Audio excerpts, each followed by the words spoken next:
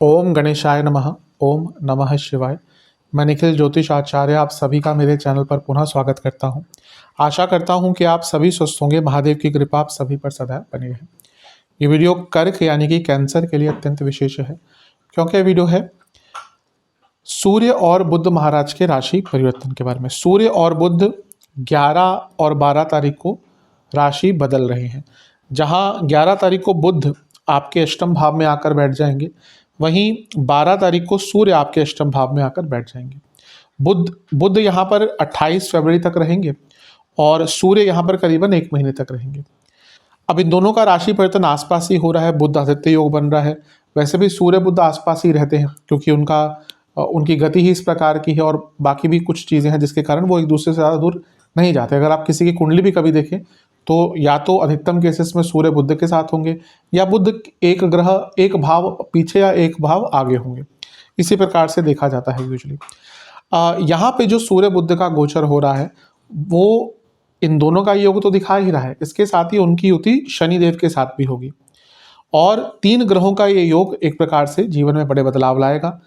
कुंडली में 9 ग्रह होते हैं, 9 में से अगर 3 एक ही भाव में आ जाएंगे तो कह सकते हैं कि जो 33-34% जो ऊर्जा है कुंडली की, वो एक ही जगह पर ठहर गई, एक ही जगह पर आकर रुक गई, तो उसका अपना इम्पैक्ट होता है। और यहाँ से ये सारे ग्रह दूसरे भाव को देखेंगे, उसका भी कुछ इम्पैक्ट होगा। ये सारे जो ग्रह हैं ये अपने कुछ स्वामित्व भी लेकर चलते हैं। और कारकत्वों की बात करें तो सूर्य जहाँ अथॉरिटी है, पावर है, सरकार है, बुध वहीं बौद्धिक क्षमता है, एनालाइजिंग स्किल्स है, वाणी है, वाक्य पटुता भी है थोड़ी सी मंगल के साथ। जैसे जैसे मंगल का प्रभाव होता है वैसे बुध का भी होता है इसमें। और लिखा पढ़ी के कार्य हो गए, स्टूडेंट्स हो गए, स्टडीज हो गए। शनि तो शनि है, कर्म फल के दाता है, बहुत चीज़ों के कारक है। तो इनका यहाँ पे मिलन एक प्रकार से जीवन में बड़े बदलाव लाएगा। क्या अच्छे हो सकते हैं, क्या बुरे हो सकते हैं, इन सभी चीज़ों की हम चर्चा करेंगे। और वीडियो के अंत में कुछ उपाय भी बताऊंगा जिसके करने से सकारात्मकता की वृद्धि अवश्य होगी। शुरू करते हैं। सबसे पहले हमें ये देखना है कि 8वें भाव में इतने सारे ग्रह आए हैं, उसका क्या इम्पैक्ट होगा, और वो जो ग्रह हैं वो कहाँ कहाँ के स्वामी हैं। सबसे पहले कभी भी अगर 8वें घर में इतने सारे ग्रह आते हैं तो जीवन में अनिश्चितता बढ़ती है, इसको कोई रोक नहीं सकता। अनसर्टेनिटी आती है, पर ये बुरा नहीं होता। कभी कभी कुछ अनसर्टेनिटी बुरी होती है, कभी कभी कुछ अनसर्टेनिटी नए रास्ते देके जाती है। तो यहाँ पे आपके लिए जो ये भाव दिख रहा है, ये जो भाव का प्रभाव दिख रहा है, वो ये है कि कुछ अनिश्चितता आएंगी, कुछ अनसर्टेनिटीज आएंगी और उनके द्वारा जीवन में एक नया रास्ता भी खुल सकता है। यहाँ पे शनि देव हैं जो आपके 7वें भाव के स्वामी हैं और आपके अष्टम भाव के स्वामी होके अष्टम में ही बैठे हुए हैं और विपरीत राजयोग बना रहे हैं। यहाँ पर बुध भी हैं।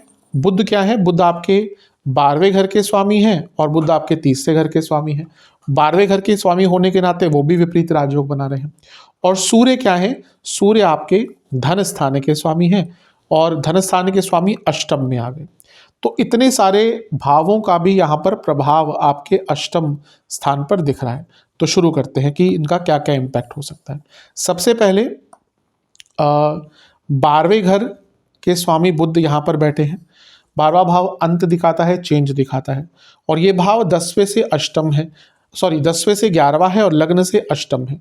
अष्टम भाव भी चेंज दिखाता है और स्पेशली करियर के हिसाब से ये एक चेंज इंडिकेट करता है। यहाँ पे सूर्य भी है जो अर्थ त्रिकोण के स्वामी है, धन स्थान के स्वामी है। और जैसे मैंने कहा 10वें से 11वें बैठ गए, यानी कि लाभ दिखा रहा है। जो लोग जॉब चेंज करने का बहुत लंबे टाइम से प्रयत्न कर रहे थे, उनके लिए ये मौका है अपनी जॉब का जो चेंज का प्रोसेस है उसको स्टार्ट करने का। देखिए आज की डेट में क्या है, कॉर्पोरेट एम्प्लॉइज होते हैं, जो भी होते हैं, जॉब चेंज 1-2 हफ्ते की बात नहीं हो गई। इंटरव्यूज चलते हैं, फिर नोटिस पीरियड सर्व करना पड़ता है। जिस कंपनी में काम कर रहे हैं वो नहीं मानते कभी कभी, जिसमें आप जाना चाहते हैं वो कहते हैं जल्दी आओ। तो बहुत दुविधा होती है, इतना ईजी नहीं होता जॉब चेंज करना। तो प्रोसेस लंबा होता है। अगर ऑलरेडी आपका वो प्रोसेस चल रहा था तो यहाँ पे चीज़ें बहुत फास्ट पेस से आगे बढ़ेंगी।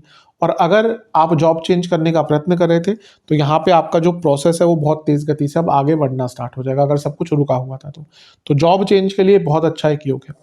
सूर्य क्या है? सूर्य आपके धन स्थान के स्वामी हैं और यहाँ पे अष्टम में आ गए। कभी भी धन स्थान का स्वामी अष्टम में आता है, अच्छा ये है कि अचानक से धन की प्राप्ति हो सकती है।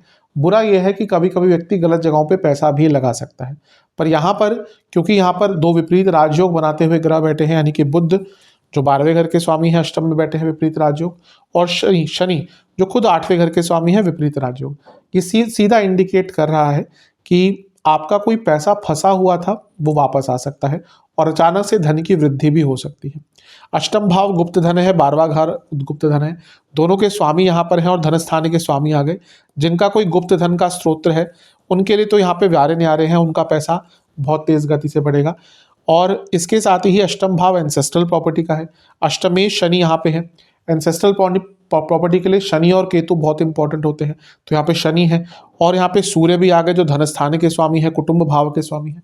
तो बता रहा है कि पैतृक संपत्ति से कोई बड़ा लाभ अगर रुका हुआ था, अगर कुछ मसले चल रहे थे वो सॉल्व होने की तरफ बढ़ेंगे, लेकिन अगर कुछ बहुत बड़ा काम रुका हुआ था कि आप बेचना चाह रहे थे, प्रॉपर्टी नहीं बिक रही थी, या कोई पेमेंट अटक गई थी, आपने बेची हुई है प्रॉपर्टी, कुछ काम अटक गया बीच में, या कंस्ट्रक्शन कराना चाहते नहीं हो पा रहा था, तो यहाँ पे अपने पैतृक संपत्ति से जुड़े जो भी आप कार्य करना चाहते थे उनमें आपको वृद्धि देखने को मिलेगी। ये भी एक अच्छी चीज़ है। अष्टम भाव गुप्त ज्ञान का है और यहाँ पर सूर्य आ गए। सूर्य ज्ञान के एक प्रकार से कारक हैं, विद्या के कारक हैं, उनको विद्या का एक कारक माना जाता है। तभी जब गायत्री मंत्र पढ़ते हैं ना तो उसमें हम सूर्य देवता की ही उपासना करते हैं, उनसे यही प्रार्थना करते हैं कि विद्या हमें दे। इसके साथ ही बुध यहाँ पर हैं और शनि भी आ गए अष्टम भाव। तो पहला तो जो रिसर्च बेस्ड बच्चे हैं जो या रिसर्च बेस्ड स्टूडेंट्स हैं, या बच्चे ही नहीं, कभी कभी तो बहुत आगे की एज के लोग भी रिसर्च करते हैं, तो जो भी रिसर्च करना चाहते हैं या कर रहे हैं उनके लिए बहुत अच्छा टाइम है। आपको कोई अच्छा प्रोजेक्ट मिल सकता है, कोई टॉपिक मिल सकता है, नहीं हो पा रहा था रिसर्च, आपको कोई गाइड नहीं मिल रहे थे, मेंटर नहीं मिल रहे थे, आपका प्रोजेक्ट नहीं पूरा हो पा रहा था, कभी कभी रिसर्च के लिए फंडिंग भी चाहिए होती है, तो इन जो भी रिसर्च बेस्ड आप कार्य करते हैं उनको बहुत लाभ होगा। और ये साधनाओं के लिए बहुत अच्छा है। कोई भी आप साधना करना चाहते हैं, मैं हमेशा कहता हूँ कि अगर कोई गुरु नहीं है आपके पास तो तांत्रिक तंत्रोक्त साधना मत किया कीजिए। आज का वो एक कल्चर चल चुका है कि कोई भी आकर पॉडकास्ट के द्वारा कुछ भी बोल के जा रहा है, मंत्र उच्चारण से लेकर मंत्र की विधियां बहुत कुछ गलत बोलते हैं। तो अगर कोई गुरु है जिनको जानते हैं तभी तंत्रोक्त साधना में जाया कीजिए, अदरवाइज सात्विक साधनाएं, नॉर्मल साधनाएं, मंत्र साधनाएं उन्हीं में जाया कीजिए। तो ये जो समय है ये साधनाओं के लिए अच्छा है। कोई गुरु है उनके द्वारा तंत्र साधना में जा सकते हैं। अष्टम भाव जो है वो 7वें भाव से दूसरा भाव है। बिजनेस में बहुत तेज ग्रोथ हो सकती है क्योंकि यहाँ पे धन स्थान के स्वामी है जो सप्तम से अष्टम के स्वामी है।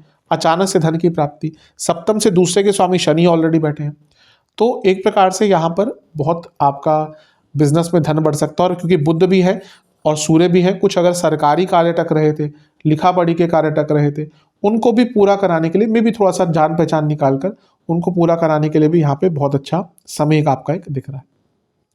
बुध जो है वो 12वें घर के स्वामी है और तीसरे घर के स्वामी है और अष्टम में बैठे हैं।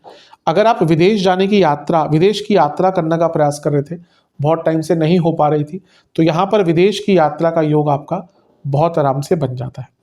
तो एक प्रकार से बहुत विशेष चीज़ें यहाँ पे दिख रही हैं। करियर में भी अच्छा बदलाव दिख रहा है, बिजनेस में भी अच्छा बदलाव दिख रहा है। करियर में एक नेगेटिव चीज़ है कि अष्टम भाव, जैसे मैंने कहा ना, अनिश्चितता है। 10वें से 11वें में इतनी सारी ऊर्जा आ गई और यहाँ से सारे ग्रह अर्थ त्रिकोण को भी देख रहे हैं। कार्य क्षेत्र में पहला तो चीज़ आपको क्या ध्यान रखना है कि गलतियां हो सकती हैं, गलतियां होने की संभावना बहुत बढ़ जाएगी। आप बहुत माइनर मिस्टेक्स करना शुरू कर देंगे जिनका जो प्रभाव है वो बहुत मेजर पड़ेगा।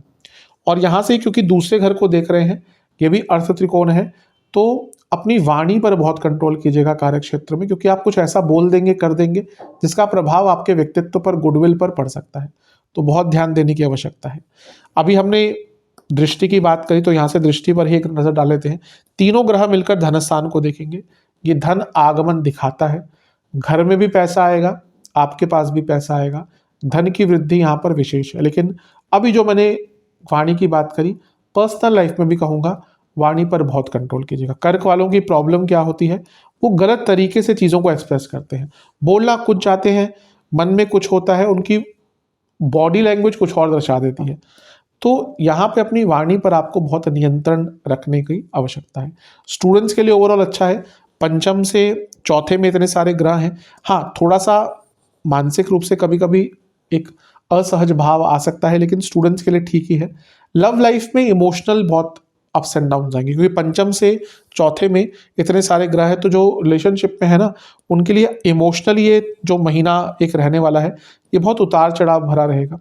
मैरिड लाइफ पर इसके थोड़े से नेगेटिव इम्पैक्ट पड़ सकते हैं।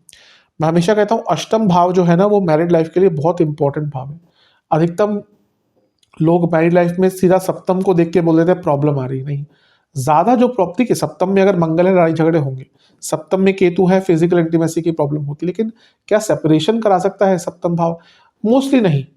उसके लिए और भी चीजें होनी चाहिए, उसमें अष्टम भाव भी देखना चाहिए। छठा भाव बहुत इंपॉर्टेंट होता है सेपरेशन के लिए।